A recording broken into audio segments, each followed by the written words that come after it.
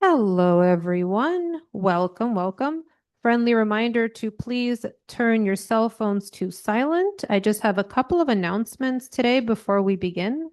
So, tomorrow we have our Bright Lights Film Club. We are screening an important film. We're doing a premiere. It's called Unspoken. It is in honor of Pride Month, Quebec Pride Month specifically.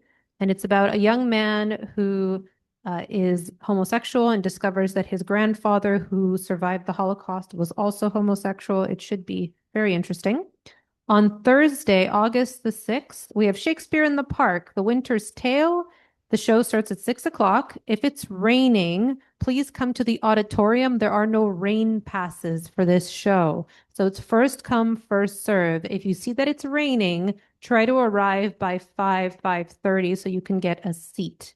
And then on Sunday, the 16th, not this weekend, the following weekend, we have the Lakeshore Concert Band at 2 o'clock, also in Ashkelon Garden. Those are all of my announcements. Here, without further ado, is Dr. Joe Schwarcz with Science Demystified. Thank you. Thank you. Our office is dedicated to separating sense from nonsense. And the topic that we want to talk about today merits falling into that category because historically there's been a lot of nonsense said about cannabis mixed with truth. I also need to sometimes mention that we have no conflict of interest. We don't receive any money from any vested source. So it makes no difference to me or to my staff whether or not cannabis or anything else is legal or not, or, some cosmetic is marketed or not. The only thing that matters is that whatever decision is arrived at is based on the scientific method and scientific methodology, not on hearsay, not on emotion. So we abide totally by the scientific method. All right, with that being said, let's start a little bit of history. The invention of fire was one of mankind's most important discoveries ever, right? Because you could then heat your caves, you could cook your food, you could do all kinds of things, including lighting up a joint. Because the potential seduction of being exhilarated by some sort of substance that you ingest has been with us ever since, pre-recorded history, right? So the idea of inhaling something that is going to make an effect on how you feel is ages and ages old. Not only, of course, talking about cannabis, but many other things, including alcohol, of course, which is the original intoxicant. But I want to tell you today the story of cannabis because it is a very interesting story. First of all, what is it? It is a plant. It can even grow to the size of a small tree. And it's pretty easy to grow. You can grow it just about anywhere. I mean, people do grow it here in their backyards and in pots. It's an easy plant to grow. But as soon as you start talking about cannabis, you really open up a can of worms because there is so much controversy about it. The pros and cons, that are bandied about all the time. So here is just, a very quick look at, everything that is in the news about cannabis. Stories about how it causes tolerance, how it causes withdrawal, meaning that it has addictive potential. And there's something that is called the cannabis user disorder. It isn't exactly like an addiction to heroin, which of course is a physical addiction. I mean, with heroin, if you don't get it, you get sick, right? I mean, that's the definition of a physical addiction. With marijuana, it isn't like that. I mean, you don't get physically ill if it is withdrawn, but you feel deprived because people get so much pleasure out of it that if you take it away, they get very angry and they want it. And in some cases, it is a prelude to psychosis. But generally, in people who already have a tendency, to drift towards psychotic episodes, interferes with reaction time. That's well established.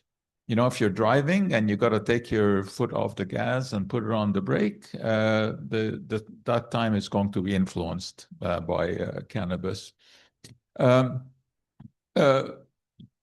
Fibrillations of the heart.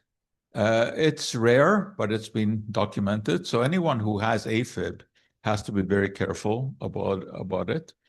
Blood pressure can rise. Now, one thing that has actually been well established is using cannabis for nausea that's associated with chemotherapy. And that is actually clinically used. Multiple sclerosis, as you may know, you get spasms of the muscles. Those can improve with the use of cannabis. Some people get relief from pain, and in a certain kind of epilepsy in children, it does work. And some people say that they do sleep better with it, although the evidence is very scant on that one. And it can treat appetite loss. So sometimes people, who have serious illnesses, usually cancer, and have lost their appetite, they get some of the appetite back with cannabis. So anyway, I mean, those are the issues that you normally see in the news. But every single one of those is debatable. If you look in the scientific literature, you'll find some papers that agree, some that disagree. You find very, very few proper clinical trials. So basically, we're making educated guesses on sort of scant epidemiological evidence. One thing that we do know is that the plant is easy to recognize because of the specific shape of the leaves. They have that ragged edge. But there is more than just one species of cannabis. The most popular ones are these, and they have different effects because they have different chemical composition. So you cannot just talk about cannabis as if it were one entity. It depends on which variety, how mature the plant is, how it has been harvested, how it's going to be used. Because the plant has hundreds of different compounds in it. The ones that get the most attention are the cannabinoids. And these are the ones that have potential physiological effect. But there are hundreds of other compounds in there as well. So, people talk about THC and CBD as the main components of cannabis. But the fact is that there are many, many other compounds. And we don't know exactly how they work together. That's why you'll get different reports of people using cannabis.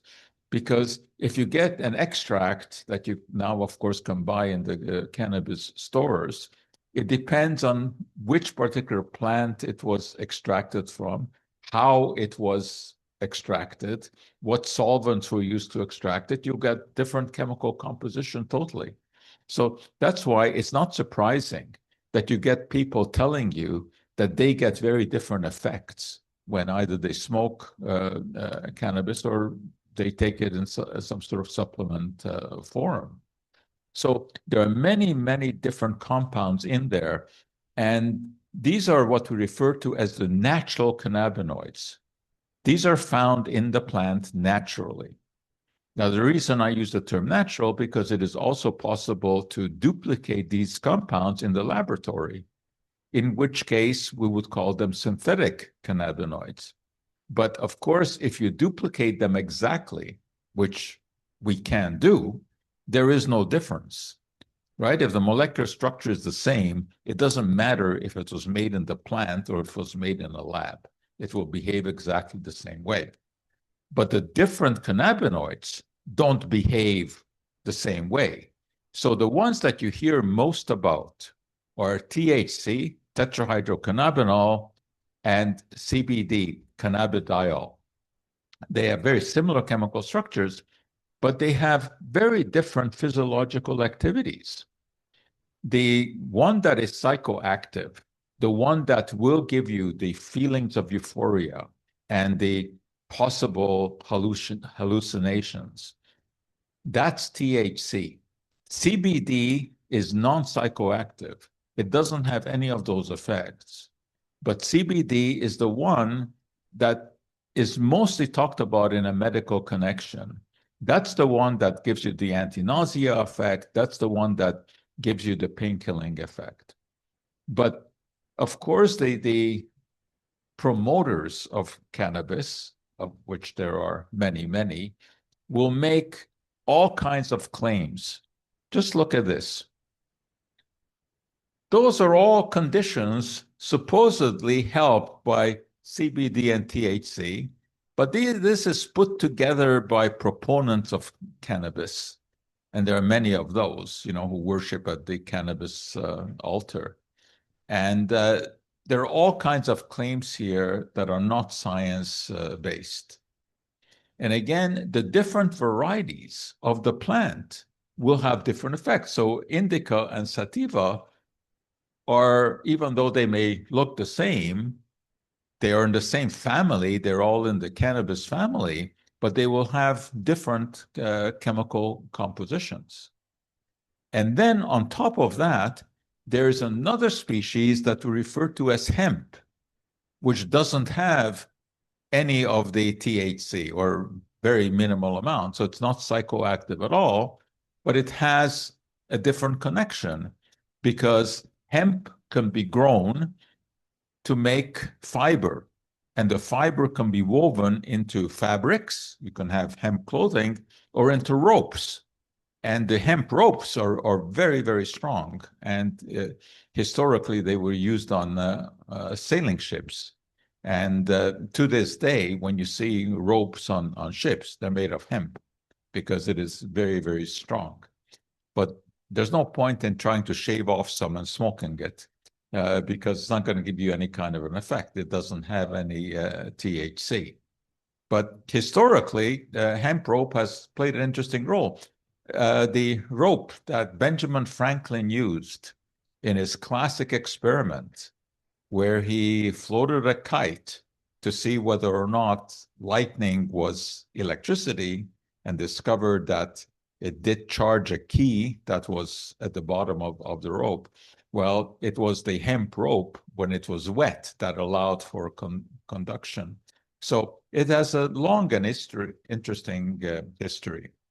But what really we're really interested in is the sort of the scientific history of cannabis. And there are a lot of anecdotes involved there. And unfortunately, there are probably more anecdotes than there's legitimate science when we look at the history. Well, one thing we know is that cannabis was not invented by the hippies of the 1960s. Okay? It has a much, much longer history, which dates back to ancient China. I mean, there are ancient Chinese documents that refer to the cannabis plant, mostly in some kind of medicinal connection. And the story that is most widely told, and you see this in history books, is the story of Emperor Shen Nung, who, as you can see, lived in about 3000 BC, and his the manuscripts attributed to him talk about using the seeds of the cannabis plant as laxative and using the leaves to produce some psychoactive effect, either by smoking them or eating the leaves. Well, it's hard to know what to make of this because the documents that talk about the Chinese history of 3000 BC date only to about 100 or 200 BC. So they were written 3,000 years after. There's even debate about whether or not Shen Nung actually existed. And yet this is in all kinds of medical history books where they talk about the history of using plants as medicine, because he is said to be the father of that. Shen Nung is regarded as the father of medicinal plants. But the fact is that we don't have any evidence that he actually ever lived. But the stories are there. I mean, it probably is true that the Chinese were using it for those purposes, because there are documents about growing a plant in China. I mean, around 3000 BC. But Shen Nung probably didn't exist. The ancient Greeks were aware of the psychoactive properties of cannabis, because they knew of stories, and this is reported by Herodotus, one of the Greek historians, about the Scythians. The Scythians were a nomadic tribe that lived in what is now Iran. And they had the tradition of throwing seeds of the cannabis plant onto hot fire and inhaling the fumes. Now, this is recorded by Herodotus, the Greek historian, but there's no evidence that the Greeks did this. He records that the Scythians did this, which is sort of interesting. But the story that is most often told historically about cannabis is of another Iranian, or, well, at that time, they weren't called that.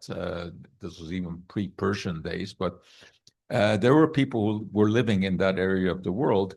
And the interesting story is of Hassan Sabah, who was, as you can see, a political leader and a religious leader. And when you were political or religious leaders in those days, of course, you got into conflicts with all kinds of people.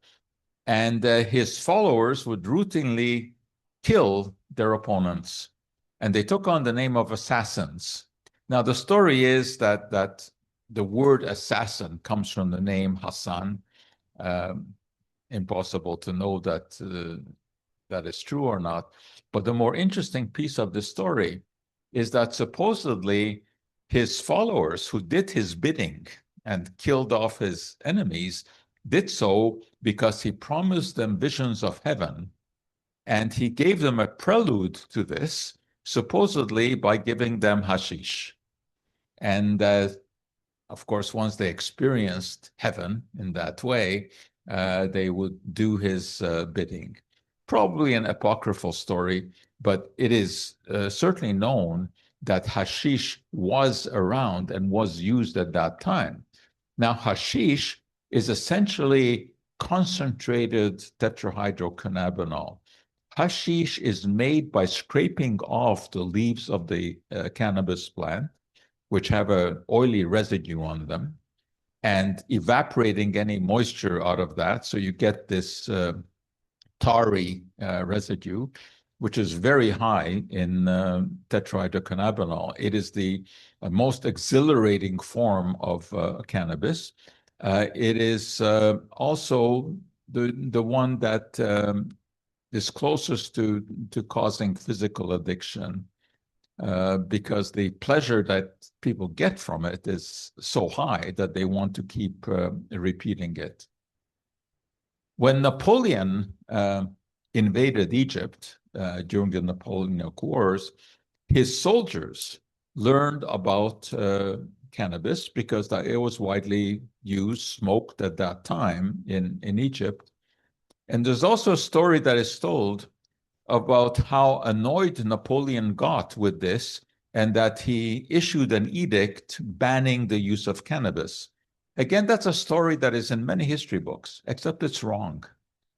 Because indeed, there was an edict banning the use of cannabis in Egypt, but it wasn't traced to Napoleon. Napoleon had already returned to France in 1799.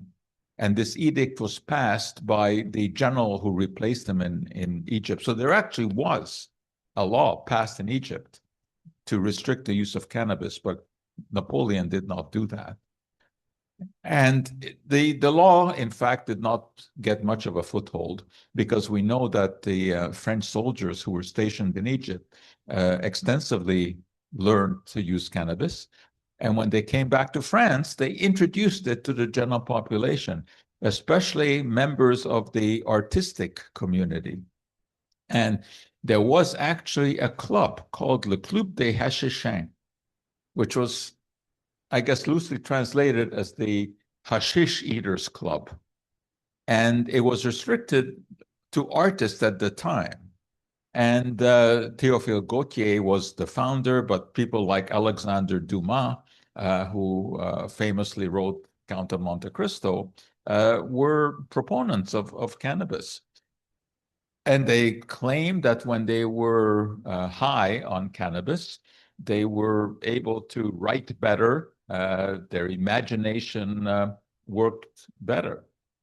And it was not restricted at that time at all in France. There was no problem in using cannabis.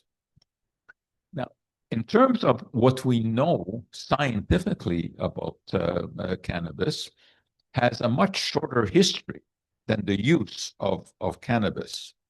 In fact, it only goes back to India in the 19th century in what it was then called Calcutta. And we actually have a specific location where the science first emerged. And it was in this hospital in Calcutta. And how do we know that? Because this was where an English physician by the name of William O'Shaughnessy worked. And when he first went to India, he didn't know anything about cannabis. But at that time, it was already widely used in India. So he became very interested in this because there were so many accounts in India of benefits of using cannabis. So he decided that he would investigate this.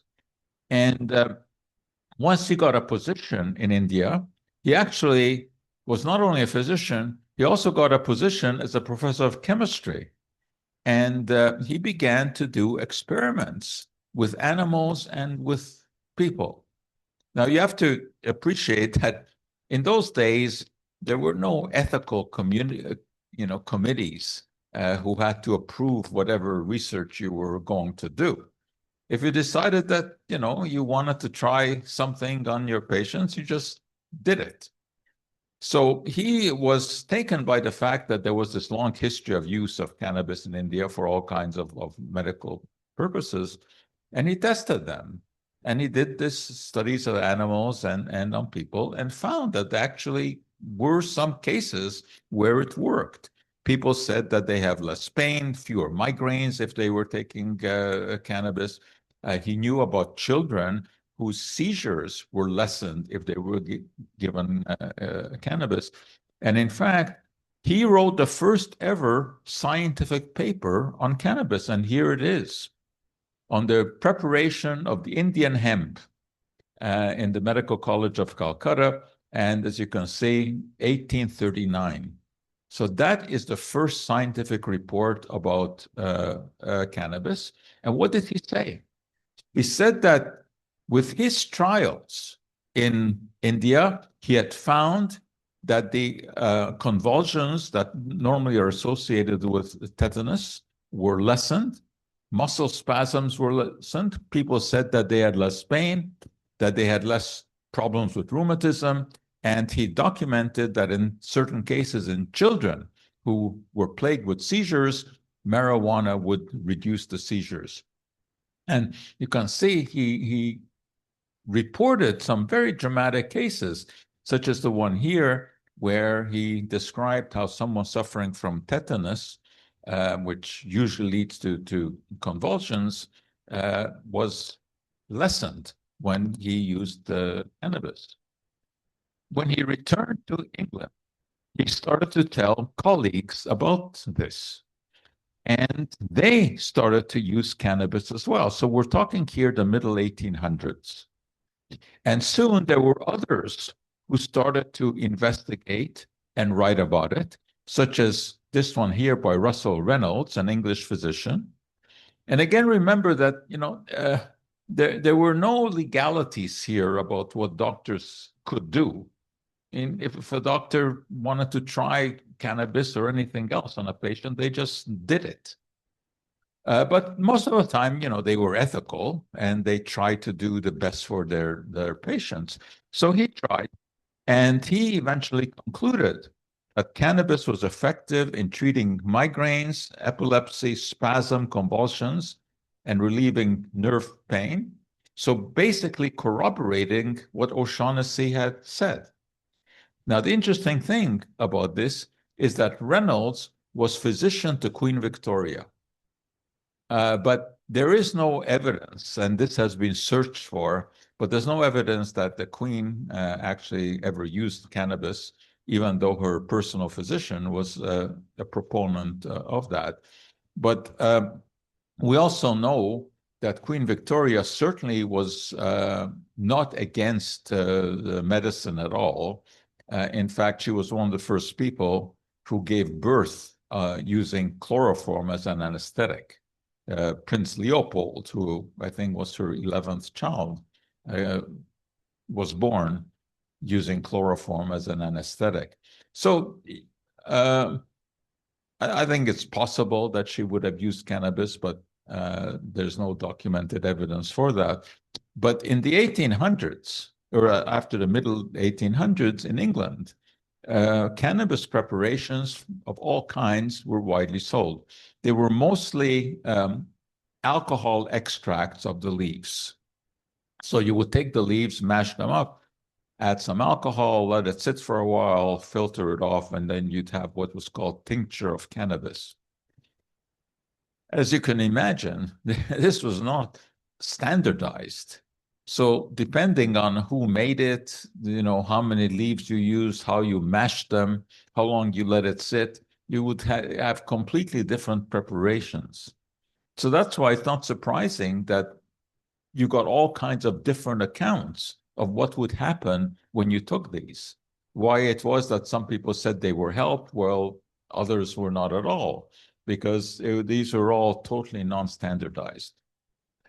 But O'Shaughnessy's work became quite famous, even in the US, so that the Americans jumped on the bandwagon in the 1840s, having learned of O'Shaughnessy's work.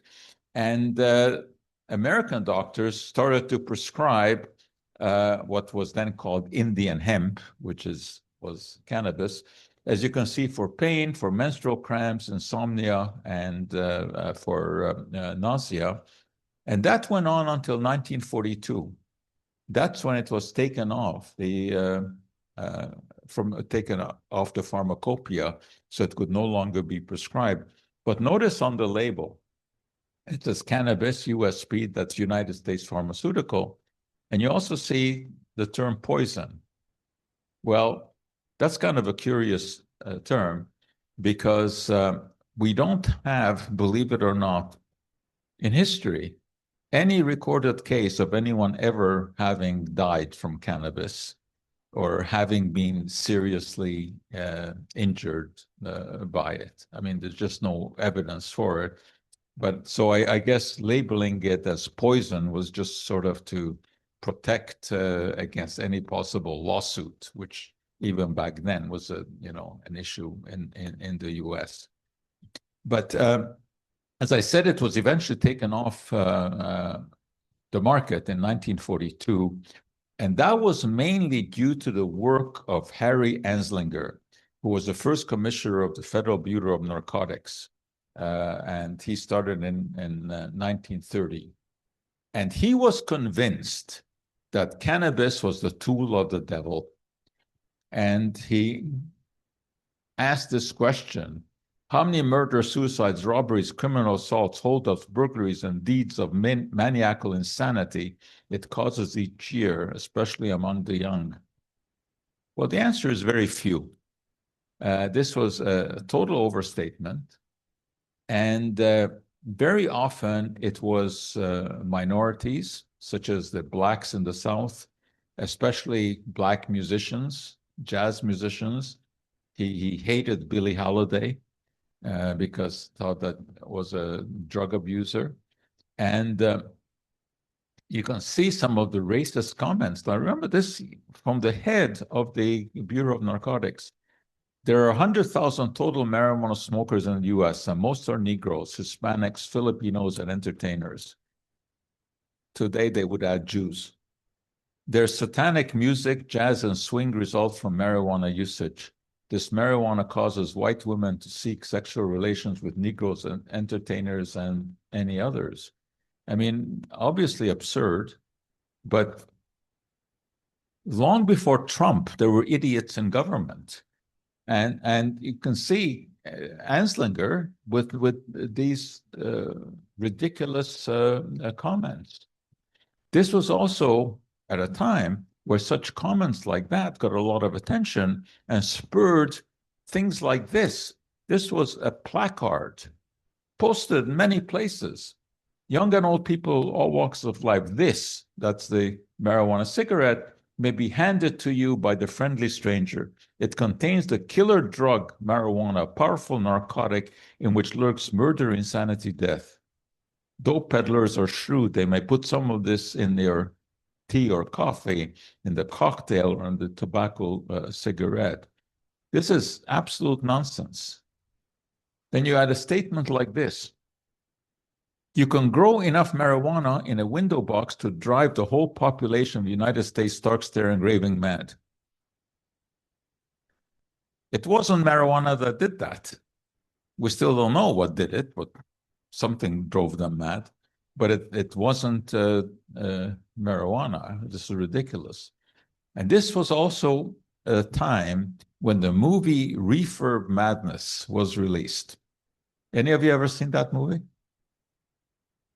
Okay, this is your homework because you can find it on streaming services, and you know, if you don't know how to do that, ask your grandchildren; they will immediately find it for you.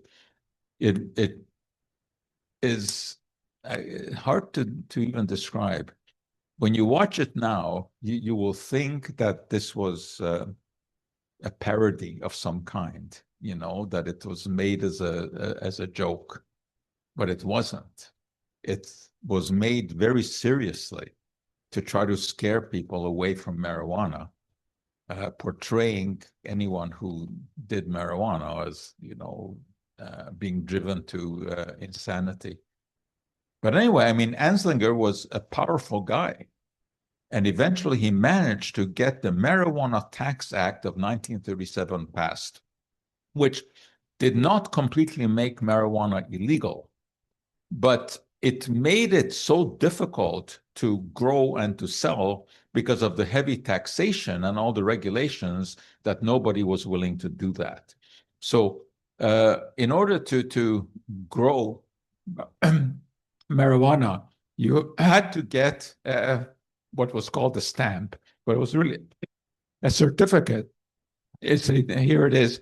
If you were going to produce marijuana, you had to have that certificate, which was very difficult to get and very expensive. So basically, this put an end to the easy availability in America of marijuana.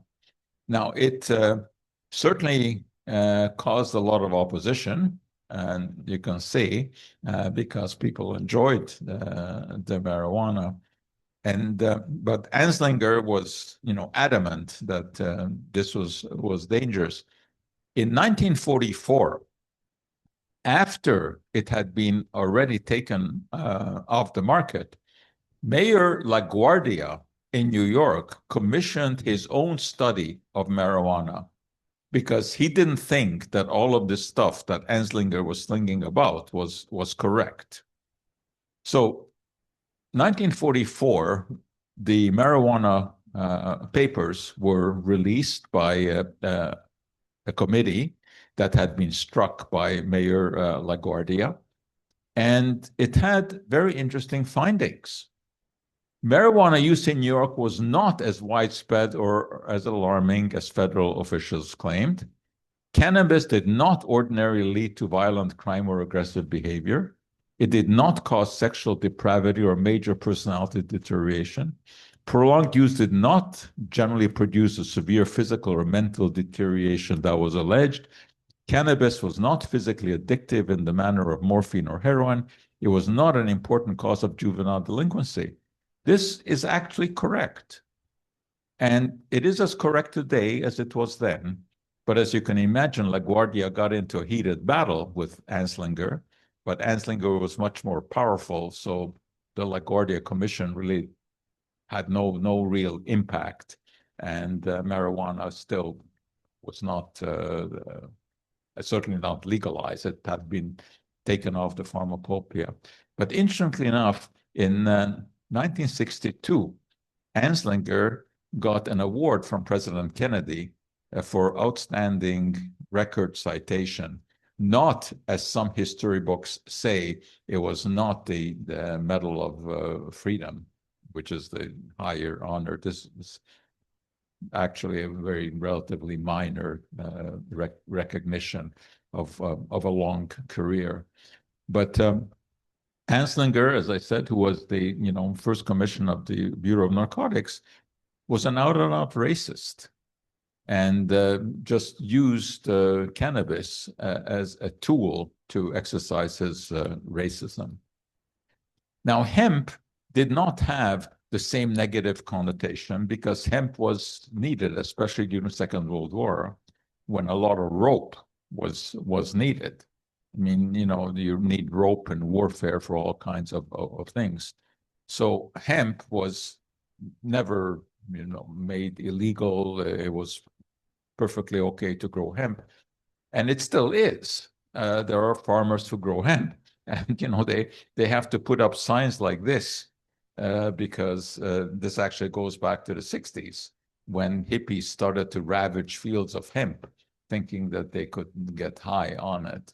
But hemp, which is in the cannabis family, but it's a different variety, and it has 0.3% THC, which is nothing. But hemp does have some very interesting uses. You can make paper out of it. You can make textile out of it. I mean, you can make all kinds of things out of it. You can eat it.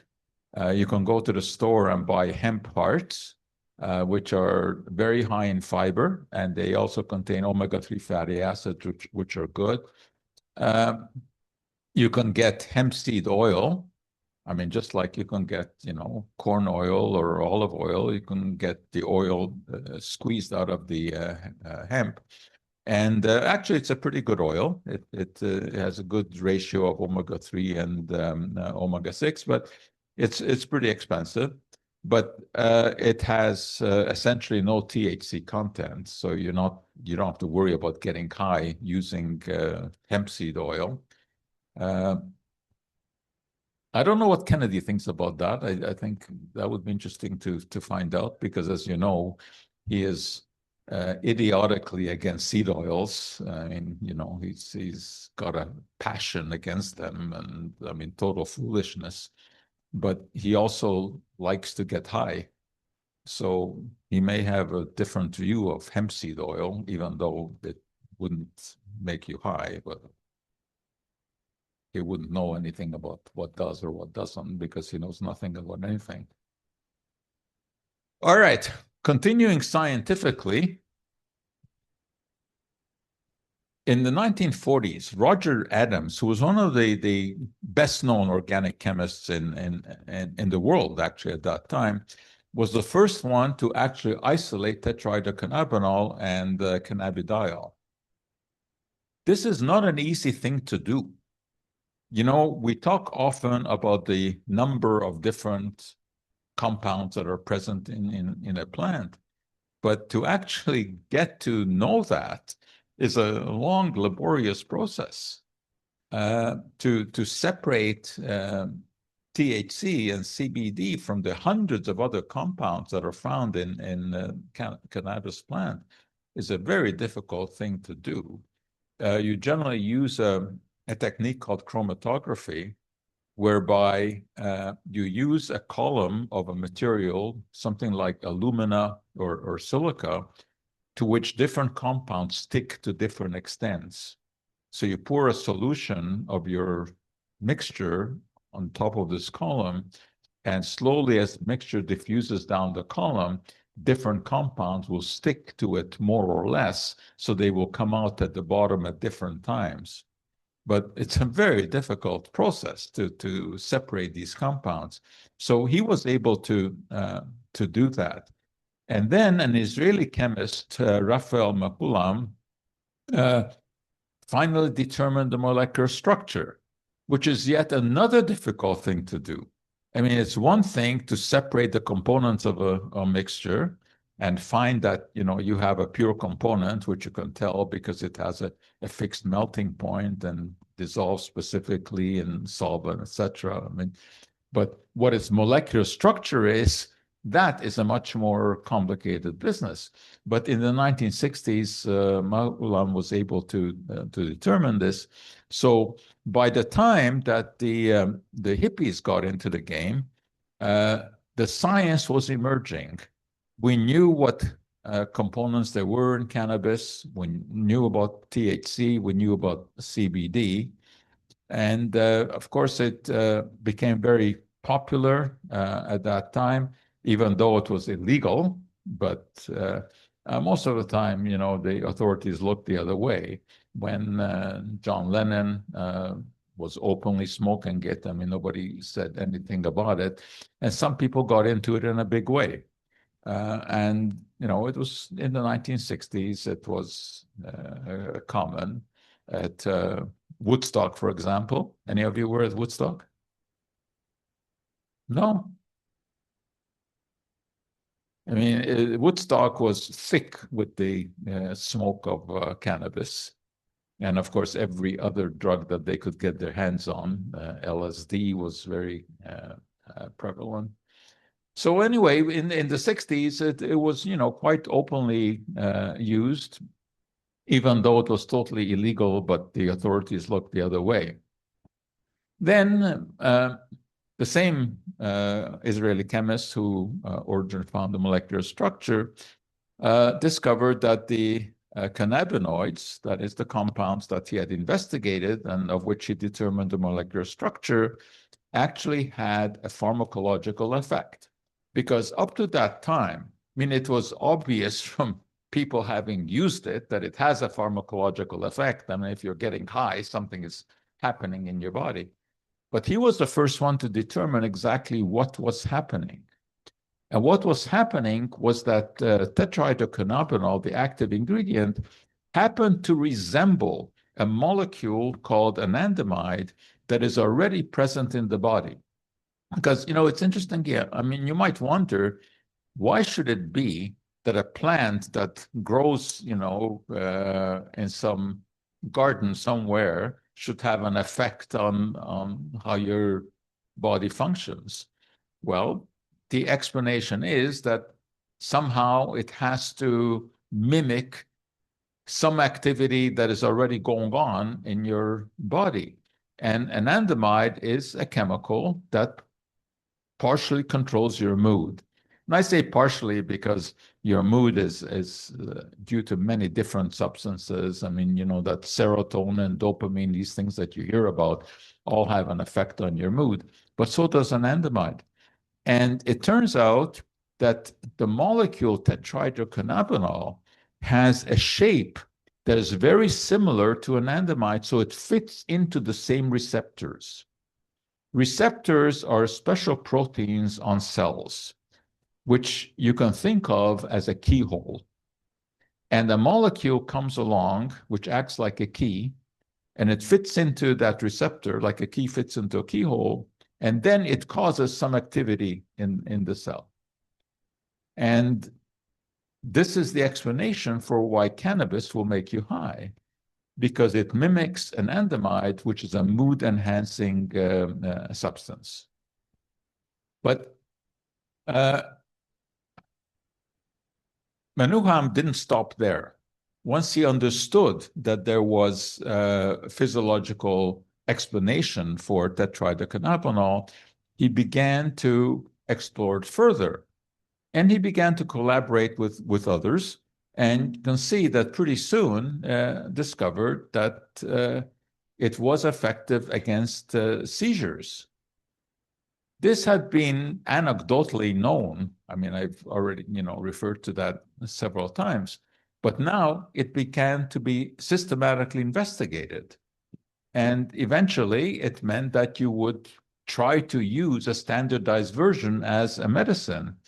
And in 2018, which, is not all that long ago, purified cannabidiol, which is the non-psychoactive component of cannabis, was approved as Epidiolex, and it is used in the treatment of a particular type of seizure that is seen usually in young children. And it is made from the plant, but it is done in a proper systematic way so that you know that one bottle of Epidiolex will be the same as another. That's what you need to know when you're using something as a medicine. So now this has become standardized for the treatment of that particular kind of epilepsy. But there had been other versions of drugs based on cannabis before. Like in 2010 in the UK, there was an extract of cannabis it was called Sativex, which was used to treat spasms and multiple sclerosis with some efficacy. And it was also approved in Canada, and it still is approved. Sativex is a medication that doctors can prescribe, and as you can see, in a specific dose. And that's very critical. I mean, you know that the dose makes the poison, right? Well, the dose also makes the treatment or the cure. You always have to know exactly what is the appropriate amount to take. But extracting these compounds from plants, especially to make a standardized solution, is a very difficult thing to do.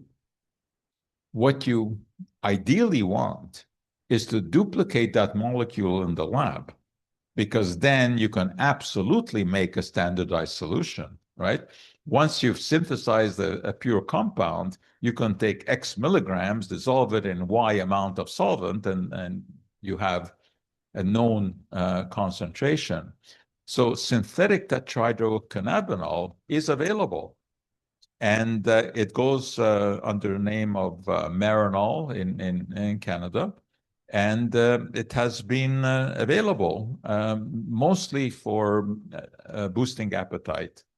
And this is, it's a big problem with cancer patients, is that they become catechic, they don't eat and kind of wither away. And dronabinol or Marinol can boost the appetite. So today, there really is a lot of interest in this, in using cannabis scientifically. And we know a lot about the chemistry. We know that there are receptors in the system for cannabidiol, just like there are receptors for tetrahydrocannabinol. These will have different effects. So, for example, cannabidiol can be used for convulsions, pain, anxiety, depression, all of these things. But to really know how effective they are is difficult. The question of proof, aside from anecdotal evidence, because the only way that you can really prove if something works is through a clinical trial. Now, clinical trial means that you have two groups of people. If you're talking about some medical condition, you have two groups of people. All of them suffer from the same medical condition. And in one group, you're going to try whatever you're testing, let's say cannabidiol. The other group will get a placebo. In a double-blind fashion, meaning that neither the subjects nor the experimenter knows who is getting what. Because otherwise, your mind can start to play tricks, and if you think that the drug works, that will interfere with the results. So it's got to be really a double-blind trial, which are notoriously difficult to do. Because first of all, you need a significant number of people to get statistical evidence. I mean, you can't have 5 people in the placebo group and 5 people in your drug group, because whatever result you get can be by chance alone. So you've got to have a significant number of people, and you also have to monitor them carefully. You have to make sure that they really are taking the medicine or they are taking the placebo, and that they're not doing anything else that would cause confusion between the groups. And then also, when you're evaluating something like rheumatic pain, it's very subjective. The same amount of pain may be perceived by one person as intense and mild by someone else. So I'm telling you that because to understand how difficult it is to know something for sure. So, there's a lot of guesswork that is involved. Now, it doesn't mean that we can't glean some information out of it, because there have been a number of double-blind trials on various aspects of cannabis. To tell you the truth, virtually every one of them can be criticized in some fashion. But still, when you have a lot of studies, you still, you put it all together and you get some information. So, as you can see here, when you put all the clinical trials together, there is enough information to suggest that for most of the conditions that we've talked about, like, pain, seizures, etc., there is some effect. However, one other thing that is very important to note is that averages apply to a population, not to a specific person. So you can never tell how someone will react, right? This is a very important point in epidemiology that a lot of people miss. The fact that, averages apply to populations and not to an individual. So, for example, when you think about statins, which are one of the most important drugs that are used now to lower cholesterol and therefore lowered risk of cardiovascular disease. Okay? Well, you look at all the studies, put it together, and you see that the number needed to treat to get one positive result is about 150. That is, you have 150 people with high cholesterol. You treat them all with statins, you will prevent one heart attack. Okay? Now, that doesn't sound that great, right? For the individual, your potential benefit is very small. It's 1 in 150. But as a population at large, it's significant. Because if you have 30 million people in North America on statins, and you prevent in every 150 of them one heart attack, you're preventing a lot of heart attacks. But you can't go to an individual and say, you take this statin and you don't have to worry about heart attacks, right? So big difference between individuals and populations. And when we talk about statistics like this, we're talking about populations. Our results suggest that THC may be more important than CBD in generating therapeutic benefits. Yes, in general. But an individual will not know if they benefit or not until they try it. Right? That's the only way you know whether or not something works. Now, you also have to take into account the opposite side of the coin here, is that there are issues with cannabis.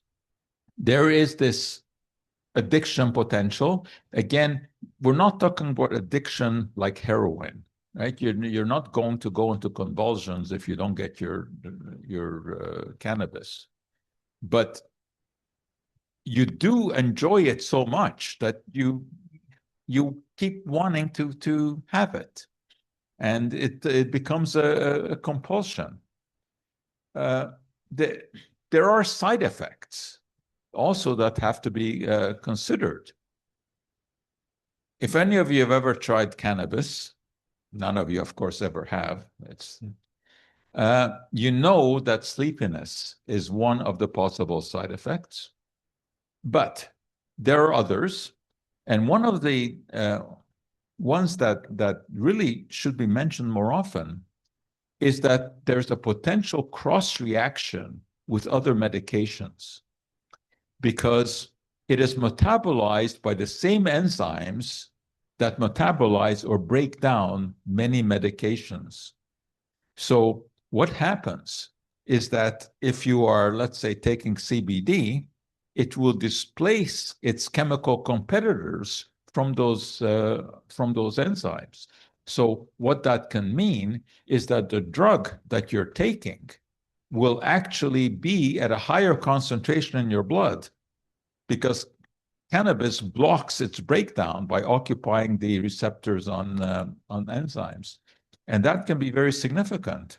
So, for example, Coumadin, which is, is an anticoagulant. Well, you have to be very careful with the dosage with Coumadin anyway, so that you don't bleed too much.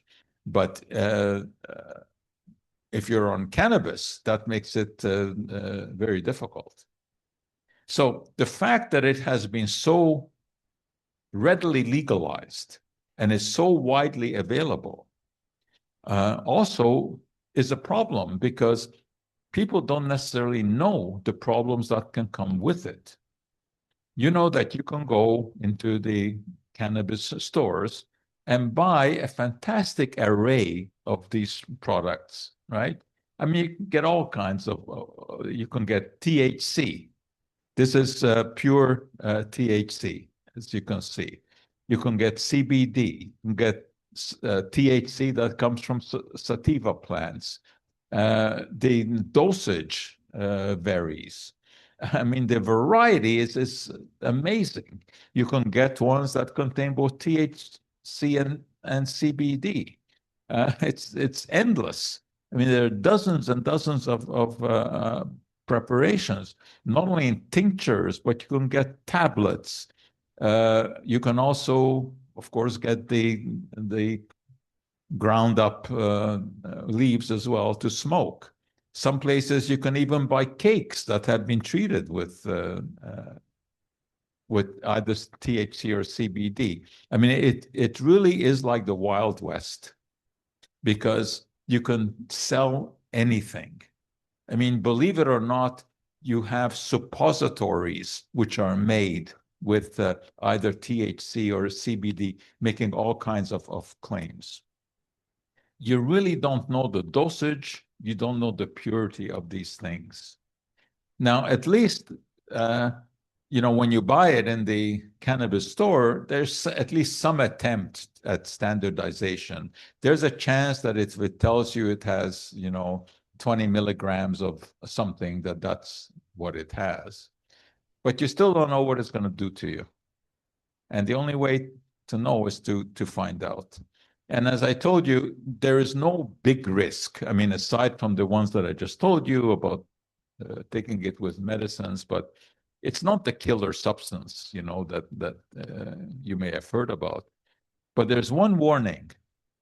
If you go on social media, and many people who are diagnosed with cancer will do that, you will find all kinds of websites telling you that various cannabis preparations or treatments or cures for cancer with seductive pictures like this. There is absolutely no evidence for this. As you can see, American Cancer Society has had to put out a statement saying that there's no evidence that cannabis has any effect on cancer in people. Sure, there are some intriguing studies in cells and in animals, but that's a long way away. there are hundreds and hundreds of substances that will stop cancer cells from multiplying in a petri dish. But the human body is not a giant petri dish, and humans are not giant rats. So it's a long, long step from the laboratory to something that has clinical application.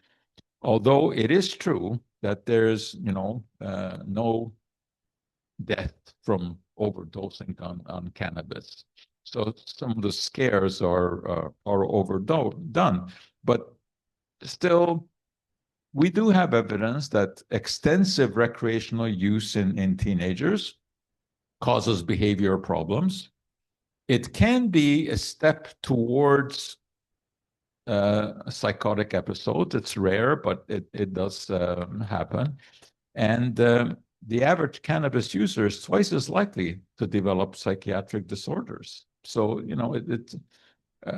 it's not totally benign. And about 1 in 10 users will become dependent, meaning that they just have an urge to keep doing it. We also know, as I told you at the beginning, that it affects reaction times. And this is data compiled from insurance companies. And you can always rely on data from insurance companies because they make money by knowing when you die. So they have all the statistics, and they know that people who do marijuana are more likely to get into car accidents. So consider all those things when you go into the store. I don't say do not go in there because there are some things for which it's worth a try. I mean, if someone has chronic pain and nothing has worked, I think it's worth a try. If someone has anxiety, can't sleep, yeah, it's worth a try. But keep in mind that what we're talking about here is a substance that is very much like a Jekyll and Hyde chemical, right? It has a positive side and a negative side. It's not devil's harvest, as was portrayed in the 1930s. Neither is it the miracle as is portrayed in some social media sites. We are actually medically at the early stages of knowing what this substance can do. I think we will learn a lot more about medical uses of marijuana as synthetic versions of the specific compounds we find in the plant become more readily available, and clinical trials are going to be performed more often, and we will have some of these questions answered. So, but as you can see, it's a complicated business, as almost everything that deals with the human body is. But it is interesting. So it's certainly not a miracle, but neither is it the toxic devil as it is somehow portrayed. So that's the story of cannabis in a nutshell.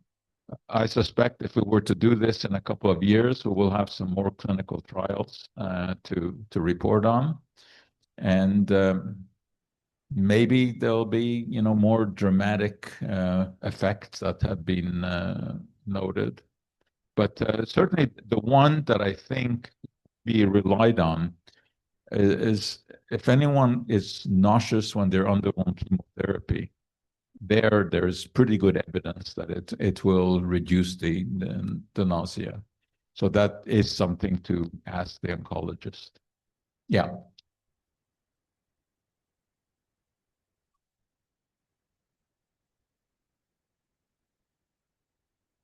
Yes. Any time that you are prescribed a drug these days, the pharmacist should give you the interaction sheet, which shows you exactly what it interacts with. And cannabis now is on there. It is on there, so you will know. But again, it's different if you're smoking pot once in a while, to let you sleep, or if you're taking it every day to get high. I mean, that will have totally different interaction with other medications. But as a general rule, If you're taking medications, you want to be very careful with smoking pot. Yeah. Just can't hear.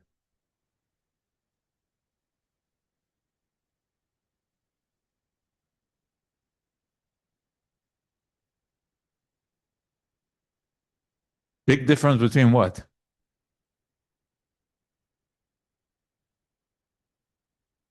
No, I mean, marijuana is just the name of the plant, right? I mean, any kind of medicine that comes from the plant would be a specific compound like THC or CBD. I mean, marijuana itself, as I said, is a collage of over 1,000 compounds. So there's a big difference between taking a specific dose of THC and smoking cannabis as the plant.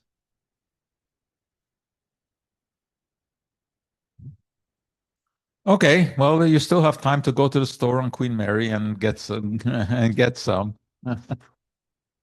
Yeah, we have one more question here. Between? Yes, there's the difference. There's the difference. Um, CBD is of all the compounds, is probably the one that has the most evidence, mostly though for pain. But when I say it has the most evidence, I have to add to that that even the most is not very much. So, but for pain that does not resolve with anything else, you've tried everything. I would try CBD, not CBG.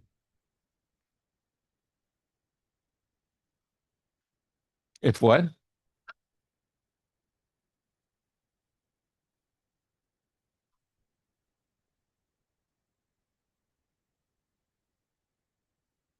For what? What was it for pain? Did it work? What kind of pain? I would try it. Yeah. Yeah. I don't think there's a big risk in trying it. I would try it. Oh, wait.